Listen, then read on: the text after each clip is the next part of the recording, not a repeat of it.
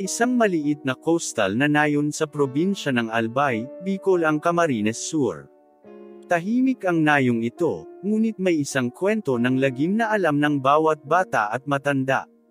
Sinasabi ng mga tao na tuwing hating gabi, may maririnig na kakaibang sitsit sa hangin, at kasabay nito, ang anino ng isang buntis na aswang.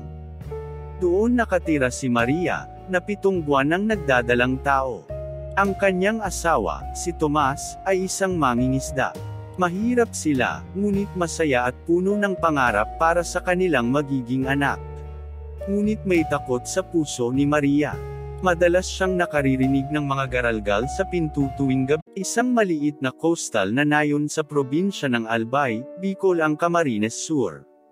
Tahimik ang nayong ito, ngunit may isang kwento ng lagim na alam ng bawat bata at matanda. Sinasabi ng mga tao na tuwing hating gabi, may maririnig na kakaibang sitsit sa hangin, at kasabay nito, ang anino ng isang buntis na aswang. Doon nakatira si Maria, na 7 buwan nang nagdadalang tao. Ang kanyang asawa, si Tomas, ay isang mangingisda. Mahirap sila, ngunit masaya at puno ng pangarap para sa kanilang magiging anak.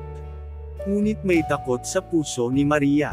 Madalas siyang nakaririnig ng mga garalgal sa pinto tuwing gabi.